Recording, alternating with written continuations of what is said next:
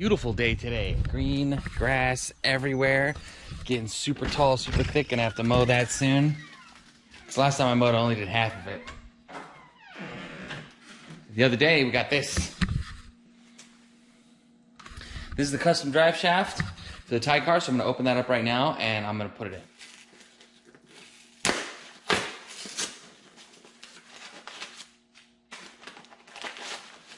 What kind of junk metal do these people get, I wonder? #1 doctor recommended probiotic. Prilosec OTC. Kinds of cool stuff. Okay. Whoa.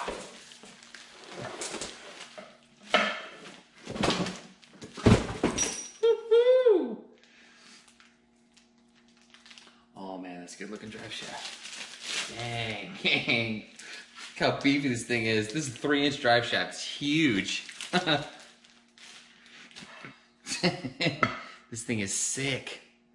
Oh my gosh, worth every penny. Balanced and everything. Ready to go. This is 3 inches. I think this is probably 2.5 or 2 3/4, something like that. So, but this drive shaft is supposed to hold up to, I think, 600 horsepower. So, I mean, I'll have the transmission can hold 600, the drive shaft can hold 600, and the diff, a Ford 9-inch, certainly shouldn't have any problems with that, holding 600 horsepower. The motor's probably putting out something around the high 200s. Yeah, and the clutch can hold 550 also. So I'm pretty much free to build the small block. It's a small block 350. I'm pretty much free to build it however I want up to the power level that I can get it to without forced induction, because I'm not going to exceed the power ratings of any of this driveline stuff. And that's what I wanted. I wanted to be able to have the driveline set and solid so that I don't have to worry about it and I can just build the motor, because more things are going to be breaking in the motor, I think, than the rest of the driveline. I'd rather deal with that stuff than have to deal with driveline issues. So I'm going to get the drive shaft bolted up there and hopefully it fits.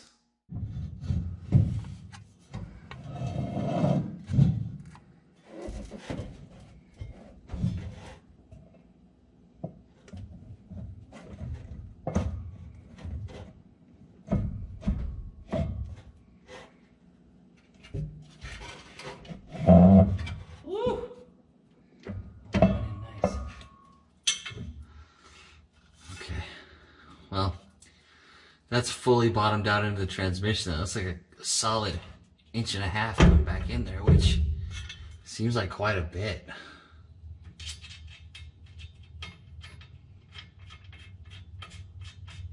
All right, it's time to fix this shifter. One from the automatic. I'm gonna cut it off right there.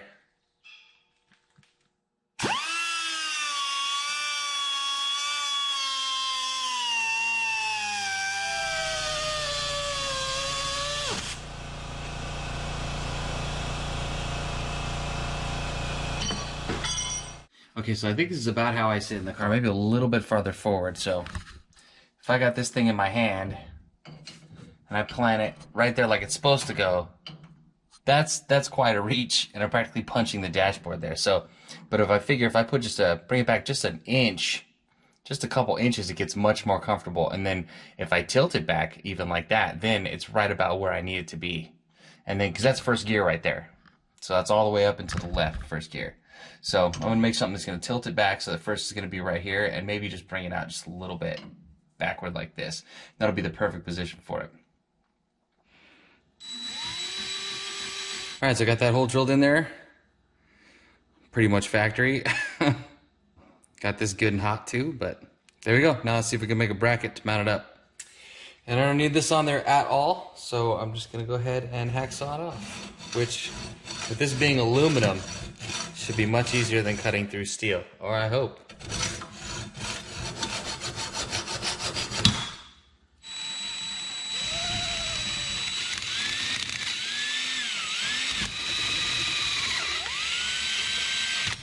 What I'm going to do is I've got it punched right here. I'm going to drill a hole right there for this bolt.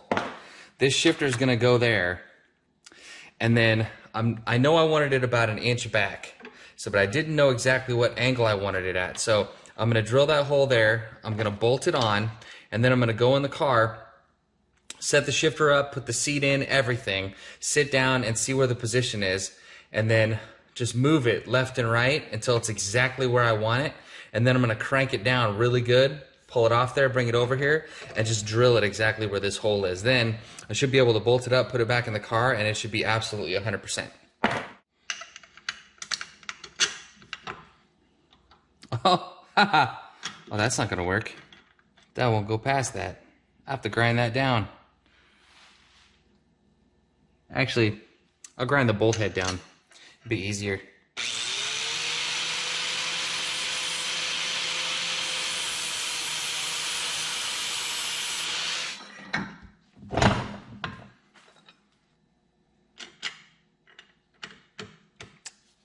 Perfect.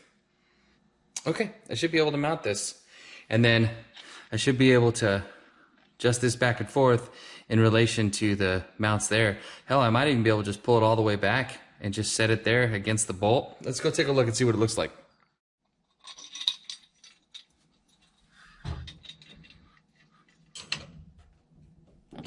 Okay.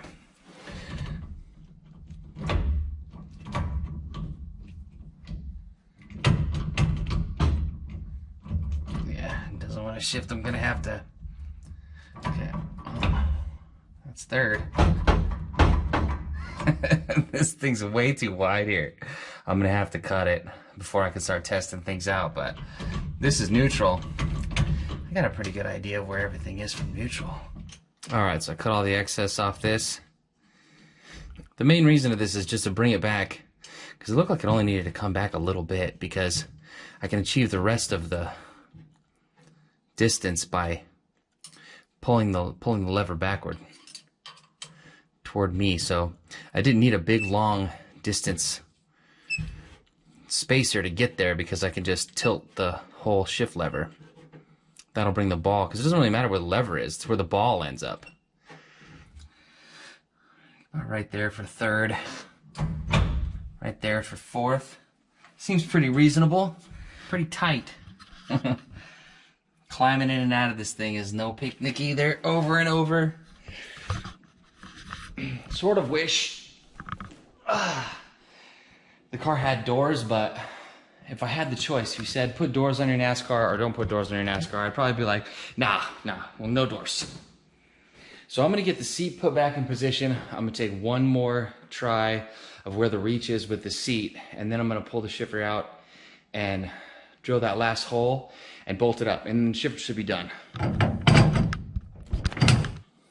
And from here, it looks like the reach is not that bad.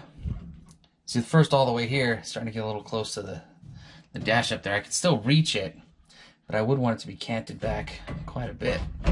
Second, right there. So, I mean, I was worried that the shifter position was that far up, but I mean, I can reach like really far from here. So even if this had like a tiny little short shifter on it, I could probably do it. But with this big lever on here, I think it's going to be no big deal at all.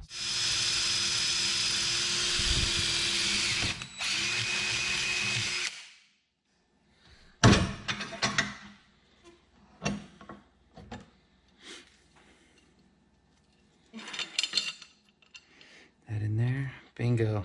Ah, shifter's done. Feeling good. I gotta tell you, it's in like, oh my gosh, this couldn't be in a better position.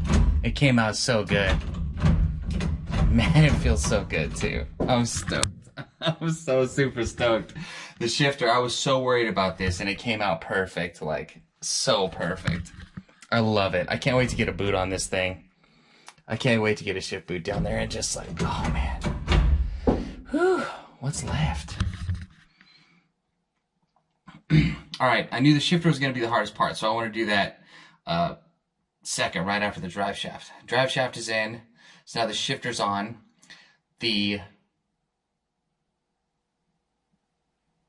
What's left?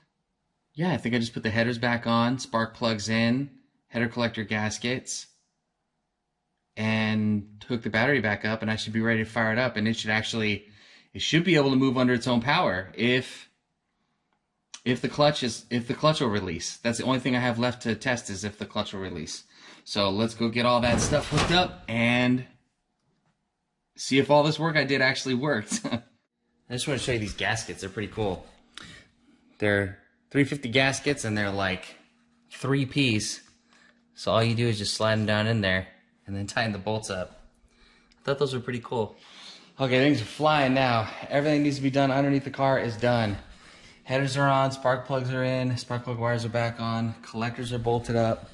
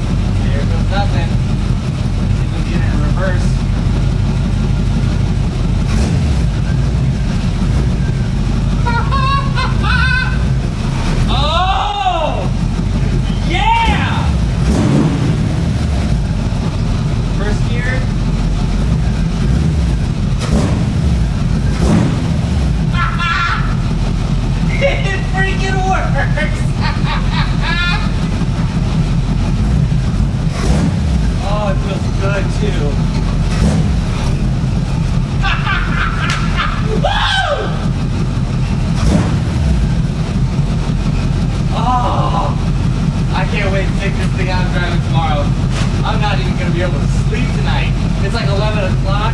Oh my gosh, dude. It freaking works.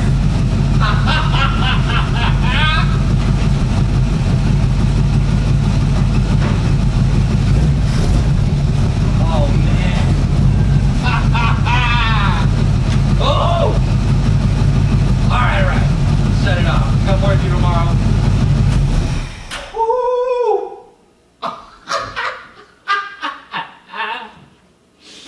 Yes! Yes! Oh! So it is the next morning. It is another absolutely beautiful day. I'm gonna go back in, button the car up. It needs the wheels torqued in the front. It needs the coolant filled back up because I lost a lot of coolant out of the core plug when it was leaking. And then take the car for a drive.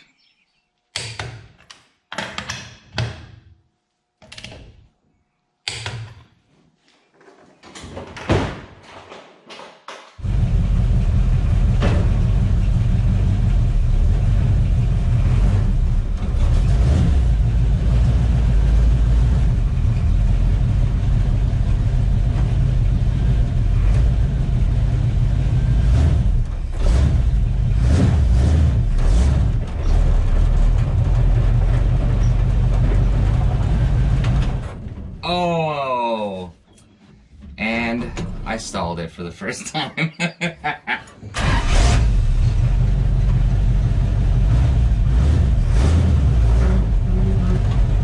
Try not to heat up the clutch, because I know you're supposed to, normal starts to break it in, so I'm trying to go super easy on it. You're supposed to make deliberate engagements, not too much slip.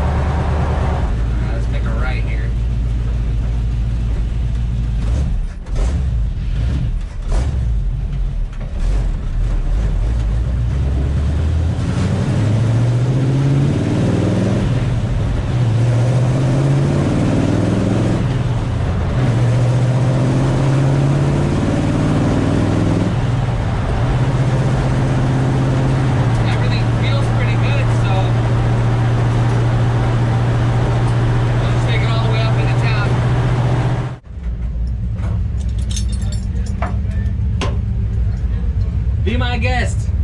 No, that's street legal, isn't it? It is street legal, yeah. Oh, really? Yeah.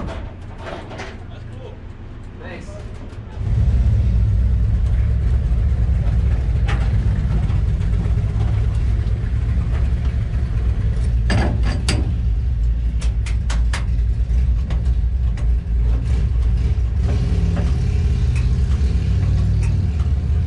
Won't start. Why won't it start?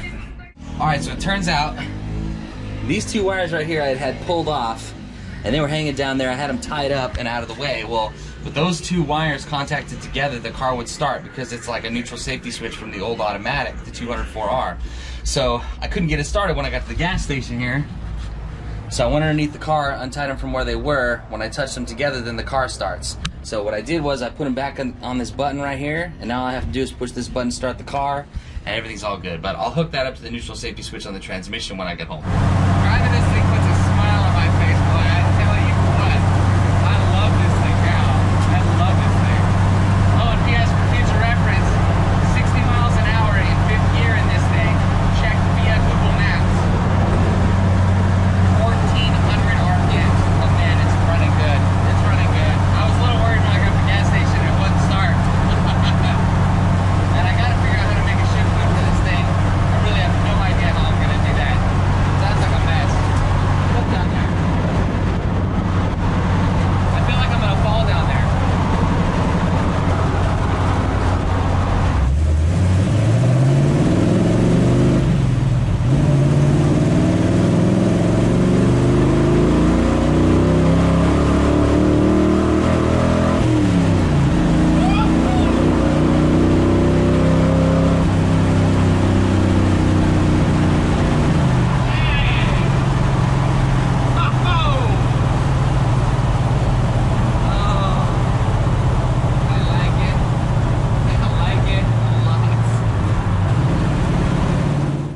I was so excited about finishing that up that I completely forgot to film an outro. So now I'm editing the video a few days later. I got my hair cut by a very pretty girl up in town the other day, which is nice.